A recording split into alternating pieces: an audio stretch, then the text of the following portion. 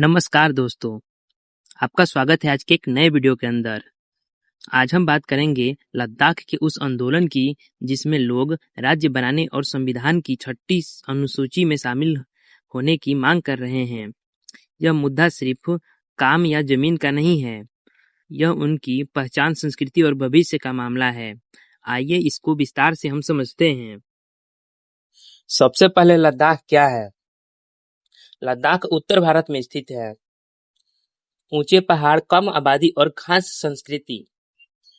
पहले यह जम्मू कश्मीर का हिस्सा हुआ करता था, लेकिन 2019 में दिल्ली सरकार ने जम्मू कश्मीर को बांट दिया और लद्दाख को एक अलग केंद्र शासित प्रदेश घोषित कर दिया।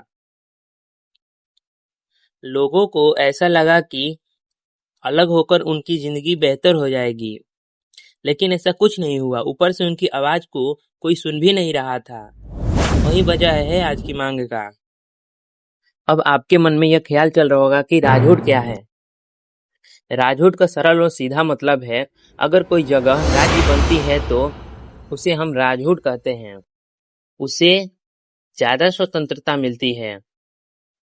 राज्य अपने नियम, बजट और विकास की योजना खुद बना सकता है। लद्दाख के लोग कहते हैं, हमें अपनी जमीन, अपने रिसोर्सेस और अपने नीति चलाने का हक चाहिए।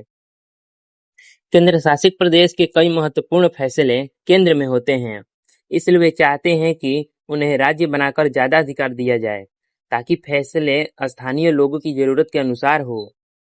अब आपको 6ठी अनुसूची के बारे में हम समझाते हैं। यह थोड़ा भारी लगता है पर सरल है। संविधान की 6ठी अनुसूची उन इलाकों के लिए बनाई गई है जहां आदिवासी या खाच समुदाय रहते हैं। इससे वहां स्थानीय परिषद बनती है, जिनके पास जमीन, सांस्कृतिक अधिकार और सरकार के अलग फैसले लेने की ताकत होती है। लद्दाख की बहुत सी आबादी ऐसी है जो अपनी जमीन और संस्कृति बचाकर रखना चाहती है। वे डरते हैं कि बिना 6ठी अनुसूची के उनकी जमीन और रीति रिवाज पर बाहरी दबाव पड़ सकता है। इसलिए वे चाहते हैं लद्दाख को 6ठी अनुसूची के दायरे में लाया जाए, ताकि उनका अधिकार सुरक्षित रहे। पिछले कुछ दिनों में लद्दाख में बड़े प्रदर्शन हुए। लोग सड़क पर निकले। कुछ जगह पर पुलिस और प्रदर्शनकारियों के बीच टकराव भी हुआ। कुछ लोग बहुत गुस्से में थे और कुछ ने सरकारी दफ्तर पर प्रदर्शन किया। एक प्रसिद्ध नेता सोनम वांगचुक भी इस मुद्दे पर आवाज उठा रहे हैं और उन्होंने भूख जैसी मेहनती हड़तालें भी की। इन सब के कारण मामला और भी अशांत हो गया और ताल मीटिंगों की मांग हुई कि सरकार स्थानीय लोग से आकर बैठकर बात करे। लोग सिर्फ सत्ता नहीं मांग रहे हैं, वे अपनी सुरक्षा, पहचान और रोजी रोटी की बात कर रहे हैं। उनके पीछे कुछ बड़ी वजहें हैं। उनमें यह डर है कि बाहर के लोग आकर उनकी जमीन न खरीद ले। उन्हें यह डर है कि उनकी भाषा और संस्कृति खो जाएगी। उनको यह डर है कि विकास की योजना उनके हित न होगी। इन सब वजहों से जनता में असंतोष पैदा हो गया है और यह सही है। यह सब देखते हुए केंद्र सरकार ने कहा कि वे मामले देख रहे हैं और बातचीत करने के लिए तैयार हैं, पर स्थानीय लोग चाहते हैं कि बातचीत में उनकी बातों को प्राथमिकता दी जाए और सिर्फ कागज पर आश्वासन न मिले।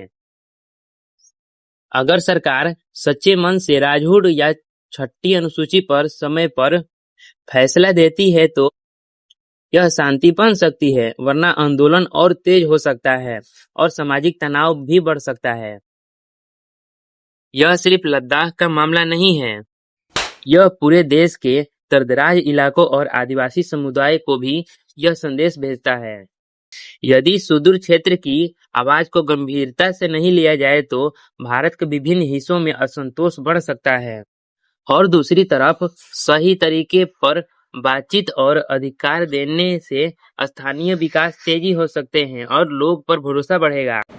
दोस्तों, लद्दाख के लोग की मांग समझना सरल है।